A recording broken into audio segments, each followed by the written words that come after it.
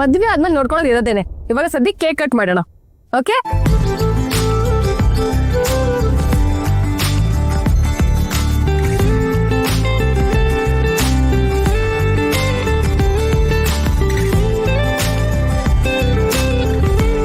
ಏಯ್, ನಿನ್ ಮದ್ವೆ ಆಗ್ತಿರೋ ಹುಡುಗಿ ಕಣವಳು. ತಿನ್ಸು, ಕೇಕ್ ತಿನ್ಸು ಫಸ್ಟು. ನೀವೆಲ್ಲರೂ ತಪ್ಪಾಗಿ ತಿಳ್ಕೊಂಡಿದ್ದೀರಾ. ಇವ್ರನ್ನ ಮದ್ವೆ ಆಗ್ತಿರೋ ಹುಡುಗಿ ನಾನಲ್ಲ.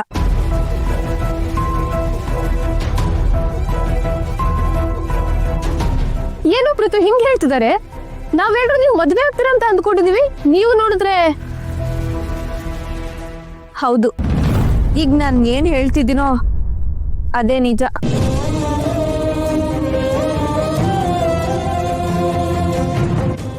ನನ್ ಯಾವತ್ತೂ ಅವ್ರನ್ನ ಮದ್ವೆ ಆಗ್ಬೇಕು ಅಂತ ಅಂದ್ಕೊಂಡೇ ಇಲ್ಲ. ಸುಮ್ನೆ ಫ್ರೆಂಡ್ ತರ ಮಾತಾಡ್ತಿದ್ವಿ ಅಷ್ಟೆ.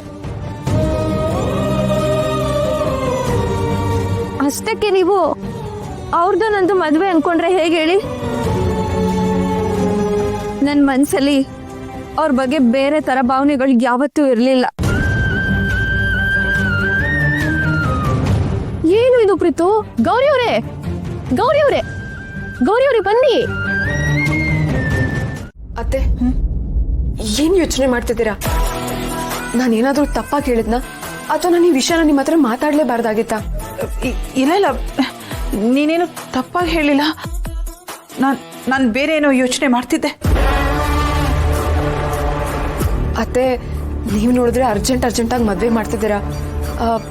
ಮೇ ಬಿ ಪ್ರೀತಮ್ ಅವ್ರಿಗೆ ಅವ್ರ ಪ್ರೀತಿನ ಹೇಳ್ಕೊಳ್ಳೋಕೆ ನೀವು ಟೈಮ್ ಕೊಡ್ಲಿಲ್ಲ ಅಂತ ನನ್ಗೆ ಅನ್ನಿಸ್ತದೆ. ನಾನು ಈ ಮದುವೆ ಮಾಡೋದ್ರ ಹಿಂದೆ ಬೇರೆನೇ ಉದ್ದೇಶ ಇದೆ. ಪ್ರೀತಮ್ ಅಂಕಿತನ ಮದುವೆ ಆದ್ರೆ ಮಾತಾಡಿ ಅವನು ಚೆನ್ನಾಗಿರೋದಕ್ಕೆ ಸಾಧ್ಯ. ಪ್ರೀತಮ್ ಅಂಕಿತನ ಬಿಟ್ಟು ಬೇರೆ ಯಾರನ್ನೇ ಮದುವೆ ಆದ್ರೂ ಅವನಿಗೆ ತೊಂದರೆ ಆಗತ್ತೆ. ಈ ಮನೆ ನೆಮ್ಮದಿನೇ ಹಾಳಾಗತ್ತೆ. ಆಗ್ಬಾರ್ದು. ಏನ್ ತೊಂದರೆ ಆಗತ್ತೆ ಅತ್ತೆ?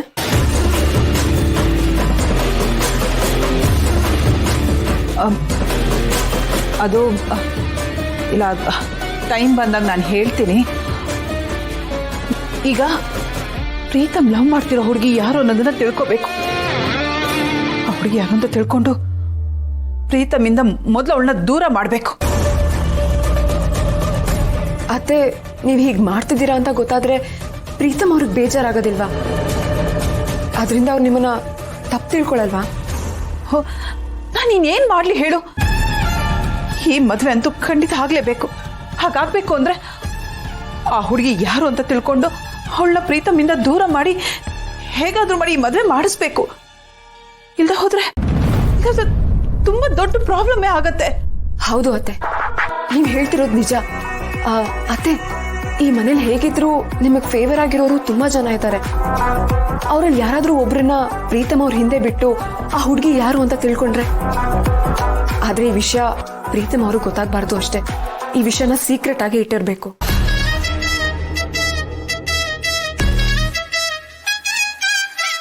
ಹೌದು, ಪ್ರೀತಮ್ಗೆ ಗೊತ್ತಾದ ಹಾಗೆ ಯಾರನ್ನಾದ್ರೂ ಬಿಟ್ಟು ಆ ಹುಡುಗಿ ಯಾರು ಅನ್ನೋದನ್ನ ತಿಳ್ಕೋಬೇಕು. ಆದ್ರೆ ಬೇರೆಯವ್ರಿಗೆ ಈ ವಿಷಯ ಗೊತ್ತಾಗೋದು ನನಗೆ ಇಷ್ಟ ಇಲ್ಲ. ಈಗ ಈ ವಿಷಯ ಗೊತ್ತಿರೋದು ನಮ್ಮಿಬ್ಬರ ಮಧ್ಯೆನೇ ಇರಬೇಕು. ಹಾಗಿರ್ಬೇಕು ಅಂದ್ರೆ ನೀನೇ ಕಂಡು ಹಿಡಿಬೇಕು. ನಾನಾ? ಹೌದು, ನೀನೇ.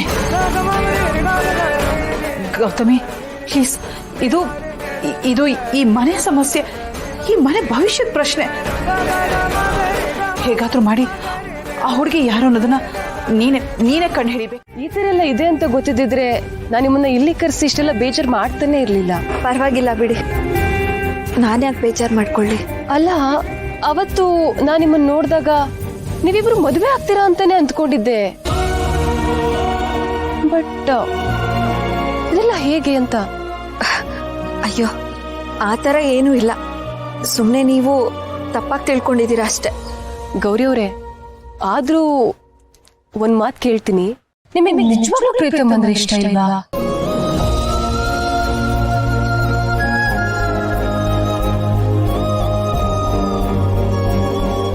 ಇಷ್ಟ ಇಲ್ಲ. ಗೌರಿ ಅವರೇ, ನೀವು ಸುಳ್ಳು ಹೇಳ್ತಿದ್ದೀರ. ನಿಮ್ ಕಣ್ಣಲ್ಲಿ ಪ್ರೀತಮ್ ಮೇಲಿನ ಪ್ರೀತಿ ನಾನು ಗಮನಿಸಿದ್ದೀನಿ. ನೀವು ಅವನ್ನ ನೋಡೋ ದೃಷ್ಟಿ, ಅವನ್ನ ಟ್ರೀಟ್ ಮಾಡೋ ರೀತಿ, ಅವನಿಗೆ ಏನಿಷ್ಟನೋ ಹಾಗೆ ನೆಟ್ಕೊಳ್ಳೋದು, ಆಮೇಲೆ ಪಬ್ಬಲ್ ಅವತ್ತು ಅವನಿಗಿಷ್ಟ ಅಂತ ಆ ಡ್ರೆಸ್ ಹಾಕಿದ್ರಲ್ಲ, ಇದೆಲ್ಲ ಅವನ ಮೇಲಿನ ಪ್ರೀತಿಗೆ ತಾನೇ ನೀವು ಮಾಡ್ತಾ ಇರೋದು. ನಿಮ್ಗೆ ಯಾವ್ದನ್ನು ಹೇಳ್ಕೊಳಕ್ ಆಗ್ತಿಲ್ಲ ಅನ್ಸುತ್ತೆ ಗೌರಿ ಅವರೇ. ಕಾರಣ ಯಾಕೆ ಅಂತ ನನಗೆ ಗೊತ್ತಿಲ್ಲ, ಆದ್ರೆ ಒಂದ್ ಮಾತು ಮಾತ್ರ ನೆನ್ಪಿರ್ಲಿ, ಪ್ರೀತಮ್ ನಿಮ್ಗೆ ಪರ್ಫೆಕ್ಟ್ ಮ್ಯಾಚ್ ಆಗ್ತಾನೆ.